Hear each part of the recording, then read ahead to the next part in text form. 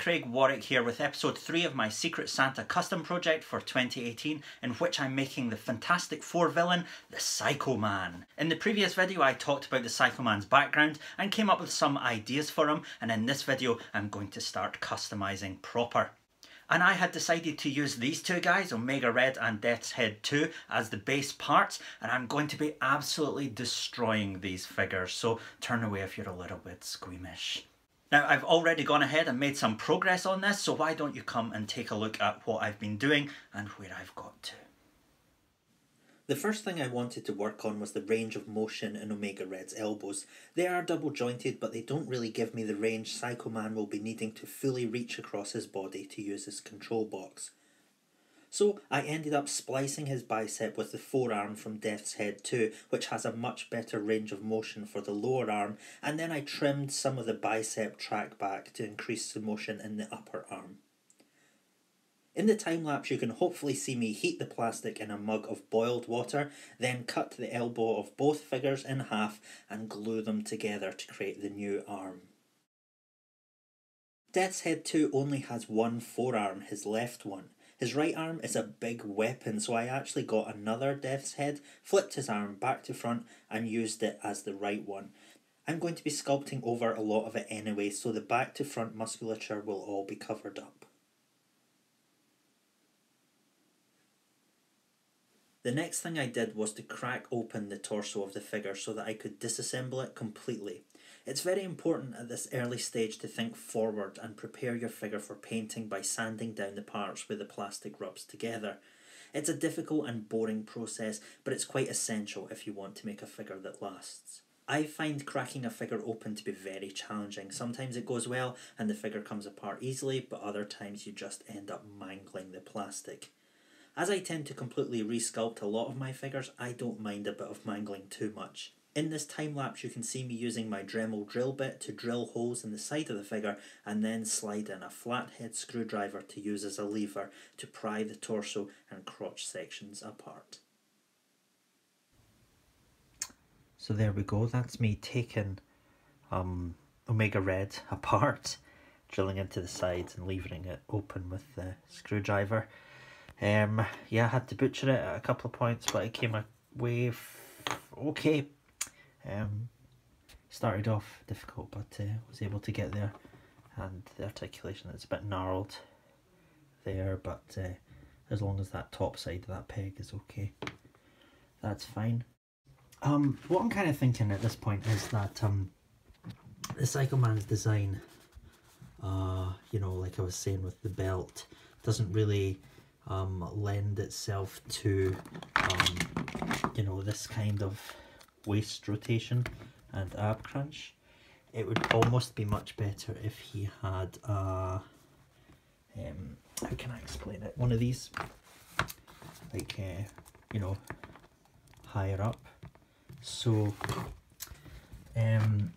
you know, if I could have that joint almost there, like this top part of his body could be on top of this lower part and swivel along there, but I do want to keep the butterfly joints, so I don't know whether I should just take the, you know, the top part of Omega Red's torso and create a new sort of swivel, this kind of thing. Then that would give me all that space there to do this the belt design without having to worry about the articulation of it. So yeah, that's kind of what I'm thinking, but that's probably going to be quite difficult. But I'm kind of thinking that's the only way it can really be done. You know, putting that belt sort of design on him is just gonna, it's gonna hinder any ab crunch and waist rotation he's got. So yeah, I do like this belt design. You know, this is really the dream. This one, it's also got those little, that Kirby-esque design across it and everything, and you can see in this version his chest piece does kind of sit on top of it. You know, this one I feel like this sort of tube skirt thing is maybe on top of the chest, but here you can see it's the chest is on top of that. So what do we think? What do we think? So that's kind of what I'm doing. I'm taking it apart really so that I can, you know, get in some good sanding to help with joint rub. I'm going to be sort of sculpting the whole thing anyway. I'm not really sure what it's going to look like, but I do want to disassemble it and just give it a good going over with sandpaper to prevent the paint rub. And yeah, also to think about this new chest joint. We'll see what happens. We'll see what happens. Okay, so further to that, yeah, just trying to think about articulating that as an upper chest swivel. I've got the red Onslaught body that I've been hacking apart here, just a spare bath piece, and I've just been, you know, in there. I can make much more of a mess of this. I just want the articulation out of it, so I've just went in and clipped all the pegs, and it separates fairly easily.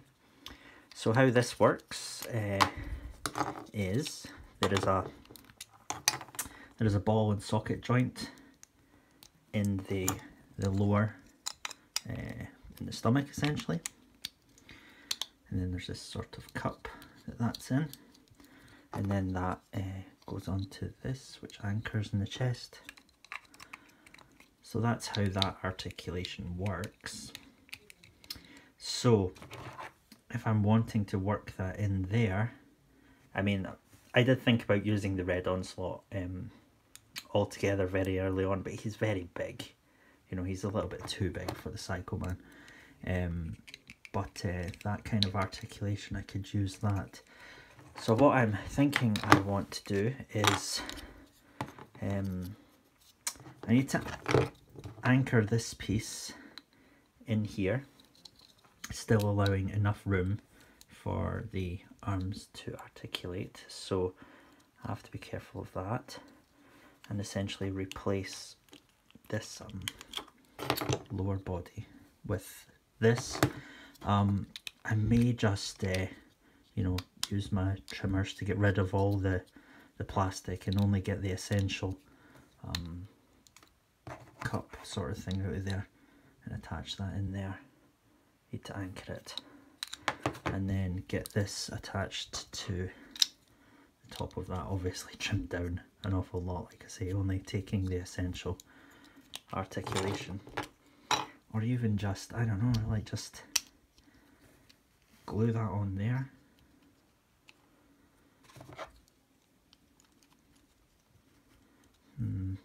Glue that on there. Find a way to anchor this top part in here. And then I would have my swivel. But yeah, this is very tight. There's not a lot of room in here. I mean, I can probably actually trim these down quite a bit. Give it a bit more room. I just have to be careful that when it articulates back, it won't, you know, won't trim so much that you'll then be able to see right through it or something. In those cases, I could maybe just extend that. Difficult balancing act, but yeah, I guess that's really all I need out of the red Onslaught is this. Can even put that further down, elongate his body a little. As long as this is like, maybe that's what I need. I need to anchor this beneath them, then I don't need to worry so much about it. Because I can always trim a bit off the bottom of this, depending on how long it makes his torso overall. This will all have to go. I'll just trim that all off, and then we'll see what kind of motion I can get out of him. Yeah, there we go. So yeah, on the road to something. And here's the time lapse of me indeed on the road to something. I used my Tamiya side cutters to trim away a lot of the plastic on the lower part of the Omega Red torso. These side cutters have been a game changer for me. They're very easy to use and are great for just getting rid of rough areas of plastic. I do still like to use my Dremel cutting disc and sanding drum for bigger jobs, such as cutting into the thicker plastic around the red onslaught here. I tried to only keep what was absolutely essential from the red onslaught's articulation, as it was going to be a bit oversized, and managing to work it into the torso without blocking the butterfly joints at the shoulders was going to be tough. But I think I got there in the end. But one final thing I wanted to do before moving on was to make sure I got his collar right. I want his collar to be wide enough that his head can articulate inside it, so I put these little toothpicks at points around his neck, just the limit of where his head articulates to, and then I put craft styrene around that to create a general skeleton for his collar. Alright, so after a lot of sanding and cutting and gluing, we've got the basic frame, skeleton, whatever you want to call it, for the Psycho Man complete. The next step is for me to start sculpting, and I'm going to be doing that in the next episode. Hopefully then he will stop looking like this not very inspiring mess I have before me and start to look more like the Psycho Man. I have been doodling a little, and this is what I'm hoping to come up with for his face at least, and we'll see how I get on with that, Anyway, yeah, thank you for joining me for this episode, and I hope to see you in the next one. So until then, pour on the power, and bye-bye.